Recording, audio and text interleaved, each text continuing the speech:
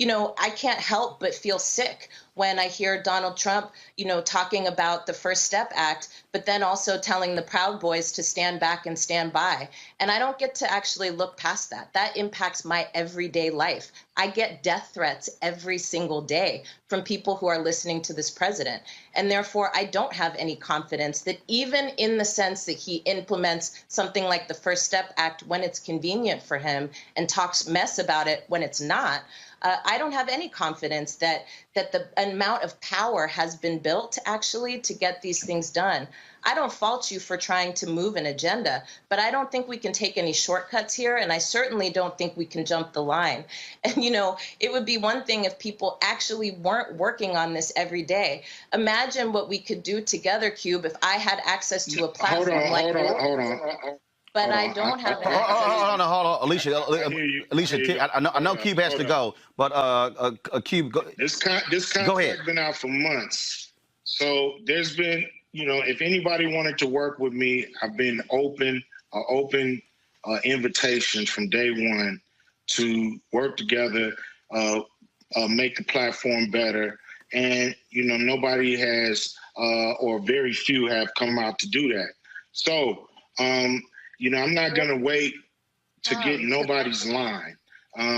If I feel like I could speak for Black people, I'm going to go speak for Black people to whoever. And, you have a plan for Biden win, but what's your plan if Trump wins? You have to have a plan for either president. And so in either administration, we can't just go dormant because this is the problem, I think, that's been happening with us. We go dormant. We don't push both parties hard to do what needs to be done, what's right. And, some people got a whole country to run. We don't have a whole country to run. Black people in a bad situation. We don't have a pot to piss in. We ain't even really in the damn equation when you really look at it. We just get to show up and we get to go home still broke. And unless you have capital in America, you're not going to be really involved in what's going on in America when it comes to running the whole country. So we got to look after Black people and figure out how to get money in the hands of families and in this country into businesses that went down. We got to figure out how to get a lot of capital into those hands. So can we do this here then? Can we do this? You care about Black people, Cube. I've known Alicia as well. She cares about Black people. So can we, again, as opposed to, different pieces here, this is where I think Black folks come together and say, look, we're going to sit down and talk. We're going to rap. Your number, my number, your email, my email. Let's do that. I'm more than welcome. Anytime. I'm willing and open. Anybody who's down to help Black people get what we're supposed to get in this country through hell or high water, I'm with them. Alicia? Listen, I'm always ready and have been working for 20 years to improve the conditions of Black folks. And like I said, if we had access to a platform like you have, Cube, I bet you we could have gotten a lot farther. So I look forward to working with you. The clip that you just heard was from Roland Martin's YouTube show, and he was interviewing Ice Cube about his contract with Black America and the allegation that he was actually working with Donald Trump and the Republicans to get him elected, which, as we heard, is not true. But that aside, that's not really what I want to talk about. I want to talk about the interaction between Alicia Garza of Black Lives Matter going back and forth with Ice Cube. And what struck me is the arrogance that she had and almost the disdain that she had toward Ice Cube, even though Ice Cube was trying to do something for Black Americans and working in parallel with her. And you would think that no matter who does it, if you're trying to get something done, it doesn't matter who gets it done. All that matters is that it gets done. And if somebody with the notoriety and the charisma and the fame such as an entertainer like Ice Cube, who's been doing this for 30 years, that you would applaud him. But as we know about the arrogance of the gynocracy, and I'm not just talking about the everyday black woman, I'm talking about the gynocracy, the ruling class, who we think is the ruling class, the new black bourgeoisie that is overwhelmingly female now, pushing their agenda, pushing their power, and trying to lock black men out. And you can see the look on her face, the snide look on her face, like she was better than Ice Cube. And I'm sure Ice Cube picked up on it.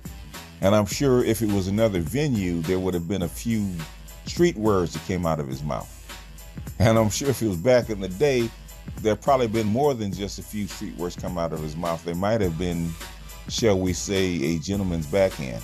But since Ice Cube is older, wiser, and more sophisticated, he contained himself, which is something I probably would have had a hard time doing. How the hell did she get off telling him that he jumped the line and he used this platform to jump ahead of people that have been working on something for 20 years? And as he said, anybody could have put their 2 cents in. Anybody could have come along and actually helped out with his platform, with his contract, with his initiative. Anybody.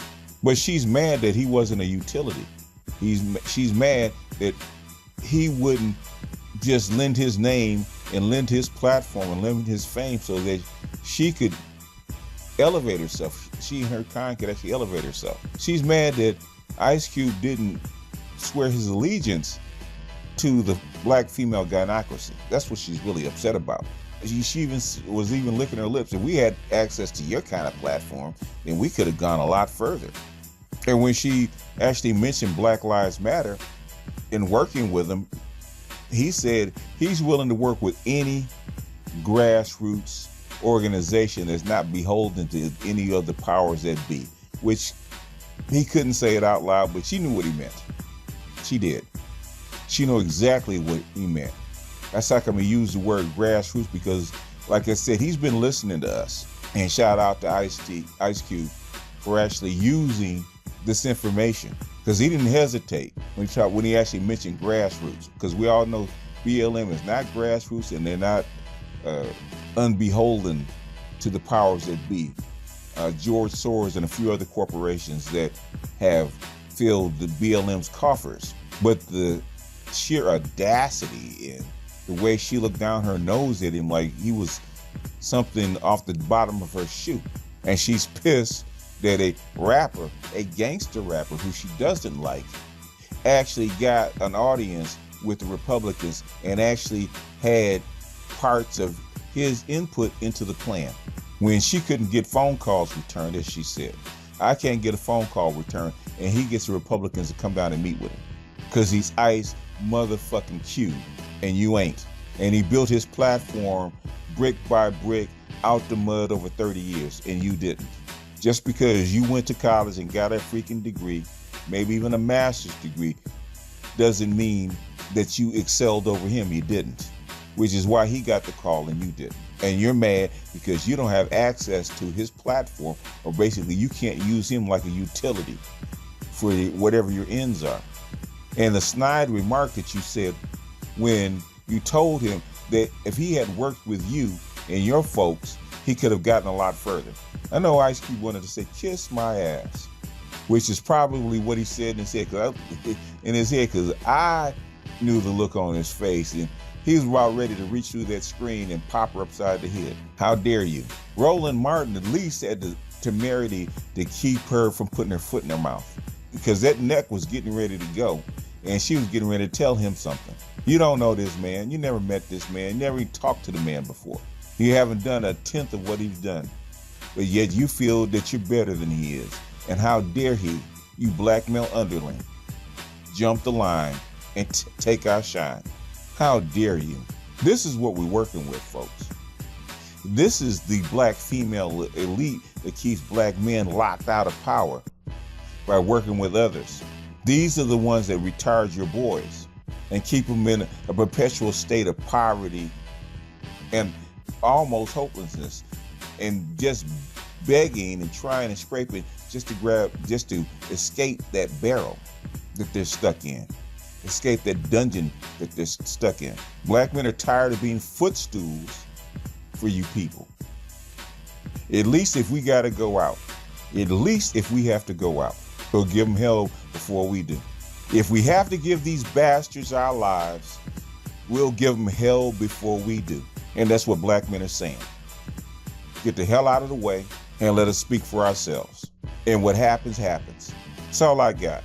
Short rant. I didn't want to stay too long. But some things just chap my hide. And trust and believe, that heifer chapped my hide. That nose ring up in her nose like, ugh. Anyway, before I start really cussing, this is BGS out, and I'll see you guys on the next one. Peace.